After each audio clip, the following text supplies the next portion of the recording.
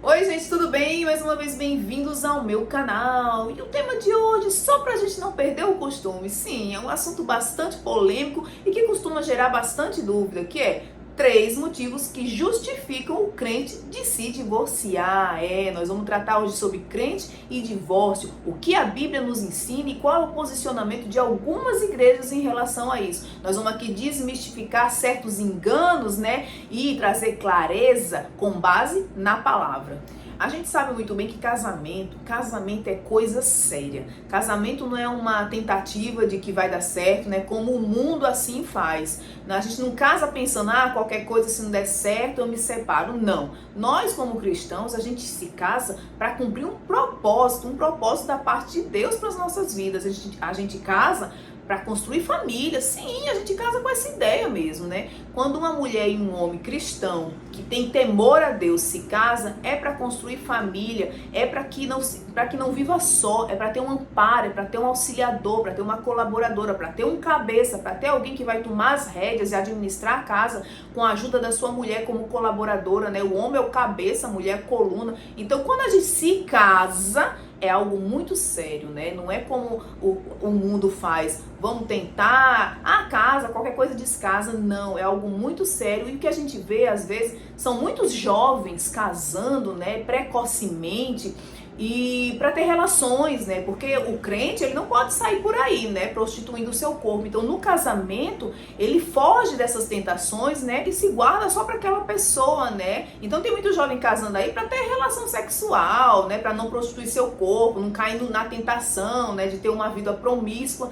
Mas isso é muito sério, isso não pode ser visto dessa maneira. Eu vou me casar para ter relação, Esse é um pensamento completamente errado, e é por causa disso que a gente vê muitos casamentos naufragando, muitos casamentos sendo destruídos, Porque se casou ali com os objetivos errados, com os propósitos errados, às vezes para agradar a mãe, às vezes para agradar pai, e lá no meio do caminho acaba se perdendo, Se perdendo um do outro e principalmente se perdendo de Deus. Então, por isso que a gente volta a dizer que casamento é coisa séria, não se deve casar para agradar os outros, não se deve casar para dar satisfação à sociedade e não se deve casar apenas pensando em sexo, A gente tem que ter uma mente muito bem preparada para entrar nesse compromisso, porque esse compromisso é uma aliança firmada entre o casal diante do Senhor. A gente se casa com Deus, Deus também faz parte, Deus é o que vai reger os nossos dias, a nossa relação, O Senhor, quando ele formou Adão, ele deu Eva, ele lhe deu Eva, para que Eva fosse sua colaboradora, sua ajudadora, porque não era bom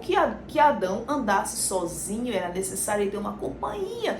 E ao mesmo tempo, o Senhor diz assim, já que está aqui o casal, multiplicai-vos, frutificai, ou seja, constitua família. Então, toda junção de homem e mulher, debaixo de um casamento, ela tem um propósito diante do Senhor. E um desses propósitos é justamente esse, é construir família, é ter filhos, é multiplicar, cada vez mais. Então, volta-se a dizer, casamento é coisa séria, mas nem todo casamento segue os propósitos do Senhor. Tem um momento aí no meio do caminho que alguém vai se perder. Por isso que nós vamos conversar sobre esses motivos, as razões pelas quais permite que o crente venha se divorciar. Biblicamente, existem 2 motivos que permitem, que o crente venha se divorciar, porque eles estão ali na Bíblia de forma muito explícita, de forma muito clara, A primeira é abandono, Você já deve ter lido em algum lugar, em algum artigo, além da Bíblia, que o abandono, ele configura uma causa, uma razão que permite que o crente venha a se separar. E o que é esse abandono? Esse abandono nada mais é do que você é crente, o seu marido é crente, mas ele se desvia.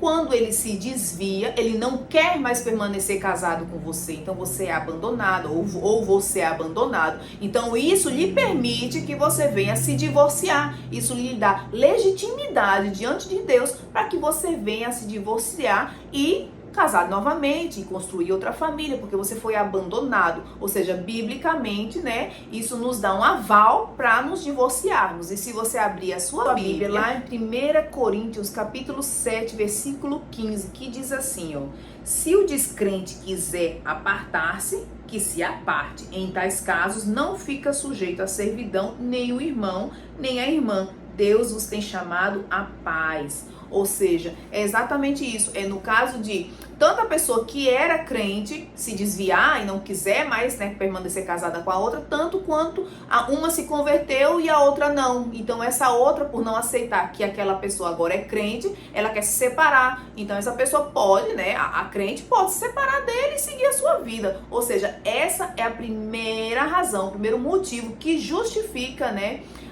o divórcio entre os crentes.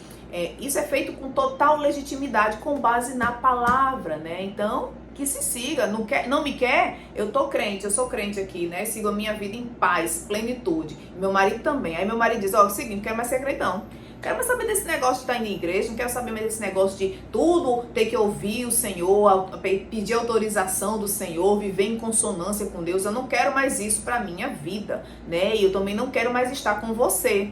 Ou seja, vida que segue, meu irmão. Segue teu rumo que eu sigo o meu. E isso me dá legitimidade até para que eu case novamente, né? Então, essa é a primeira, como eu disse, essa é a primeira justificativa para que a pessoa crente possa se divorciar. Então, a segunda causa, a segunda razão que justifica o crente de vir a se divorciar é o adultério, a infidelidade, imoralidade sexual. Ou seja, quando alguém sofre uma traição, sim, ela pode se divorciar, né? Ela tem esse aval da Bíblia, ela tem esse aval, né, do Senhor para se separar, para se divorciar e seguir a sua vida e casar novamente, né? Então, traição, infidelidade, ela é uma causa, uma das principais causas, né, que justifica o crente de vir a se divorciar. Então, abra sua Bíblia lá em Mateus 19, versículo 9, que você vai encontrar uma passagem que Jesus diz assim: todo aquele que se divorcia da sua mulher, exceto por imoralidade sexual, e se casa com outra mulher, comete adultério. Ou seja, ele diz aqui, exceto por imoralidade sexual. Então você lê aqui, quando você lê aqui imoralidade sexual, entenda,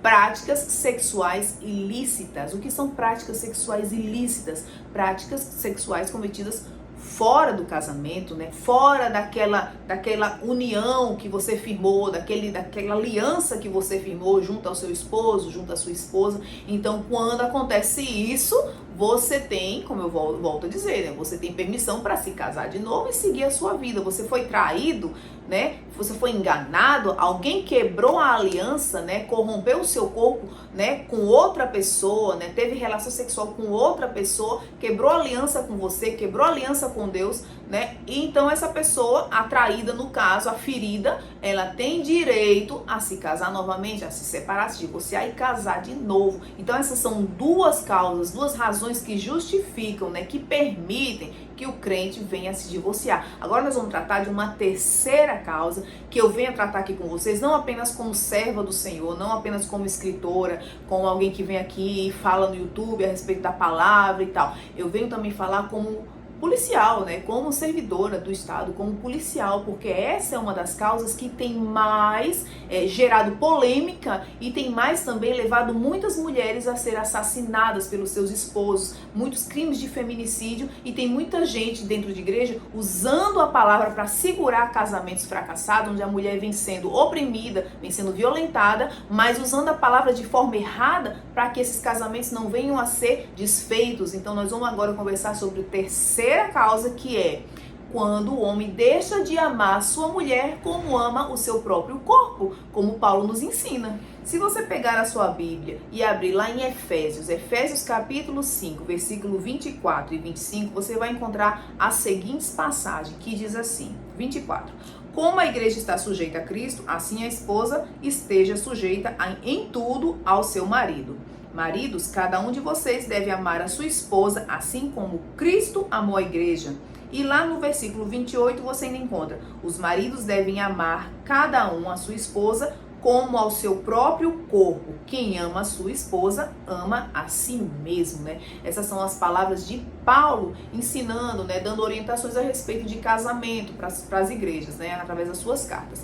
Enfim, né? A gente tem essa passagem aqui. E a respeito das mulheres se sujeitarem aos seus maridos, eu já fiz um vídeo que é o papel da mulher cristã, né? Então, sobre esse assunto, você pode ir lá, clicar aí, né, e se inteirar mais a respeito das minhas reflexões a respeito desse assunto no tocante à mulher, porque aqui nós vamos falar em relação ao homem, ao papel do homem, principalmente aqui quando diz assim, que os homens devem amar as suas esposas como amam a si mesmos, né, como amam o seu próprio corpo.